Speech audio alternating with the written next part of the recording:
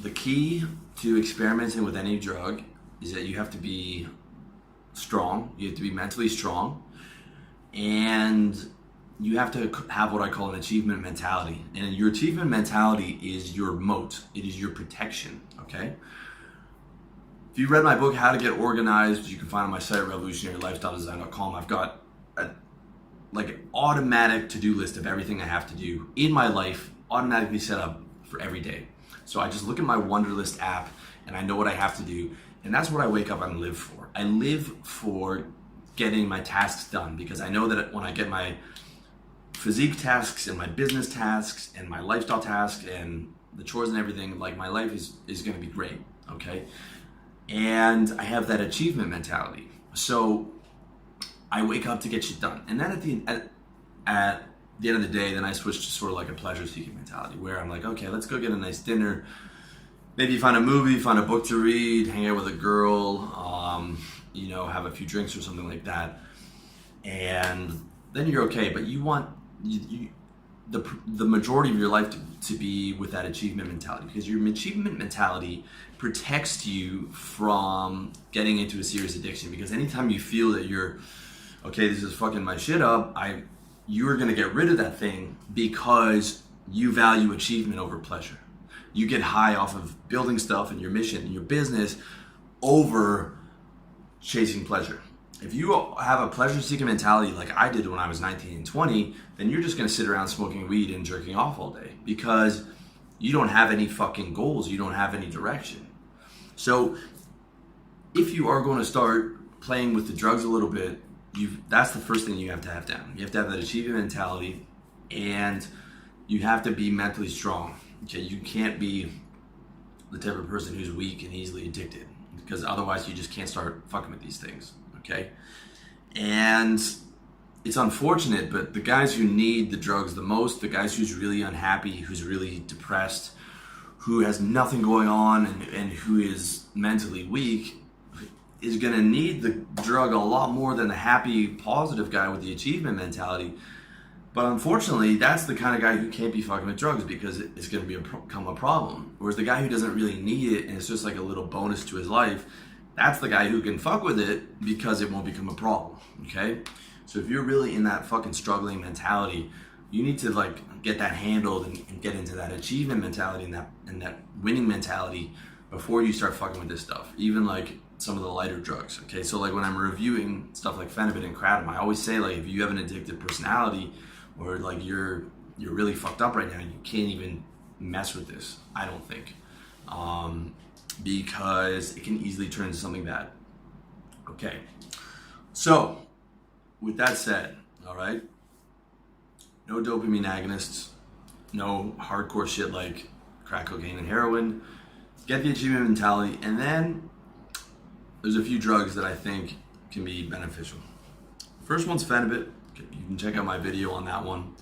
And once or twice a week, that makes you feel really chill, really happy, low anxiety. It's a great drug. I like it.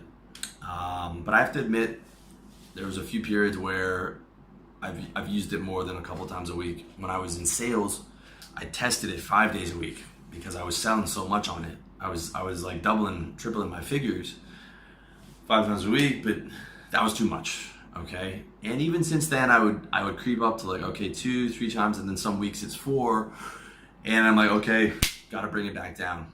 All right, for me, Phenibut's a little bit too good, so it's almost like playing with fire, but it's not quite there yet. I'm able to keep that one under control. If it is spiraling out of control for you, then you just gotta get rid of it. The other big one, Kratom, which unfortunately I can't get here in Thailand. I don't like it as much as Phenibut, but I really like it for workouts, for energy. It takes a bit of your sex drive off. But again, I would only recommend that once or twice a week. Maeng Da is my favorite strain because it gives you a lot of energy and it's a bit of a painkiller, so you can get 1 or 2 extra reps at the gym.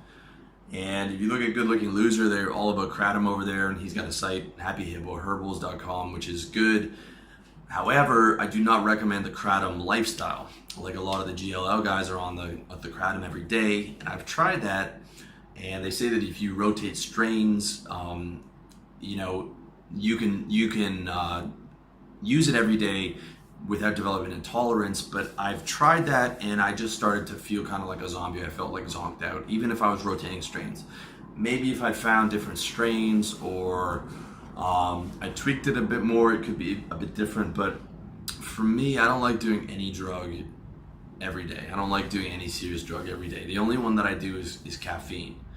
And you know, I'm addicted to that. And whenever I start to taper off caffeine, my productivity is going to be fucked. Like if I'm trying to taper off caffeine, I know for the next 2 weeks I'm barely going to be able to get a video out every day to you guys, because I'm just going to be fucking bedridden. So it is what it is. So that's it for kratom and Phenibut. I mean, if you're strong, you got an achievement mentality a couple times a week.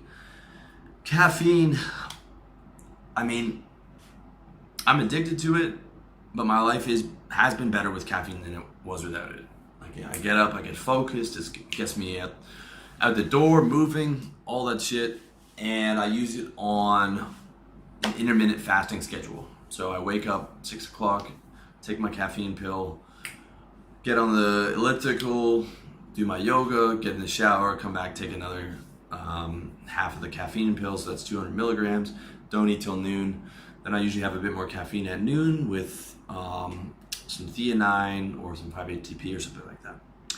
And I would avoid caffeine if you already have good energy, but if you don't have energy, you know, it's kind of a deal with the devil, but it comes with its benefits. Like, I couldn't have got through my career in sales without caffeine, period. I just don't have the natural energy. Even when I'm eating healthy and getting up early, I'm just not naturally super high energy. So I needed it to work, and I still need it to some degree.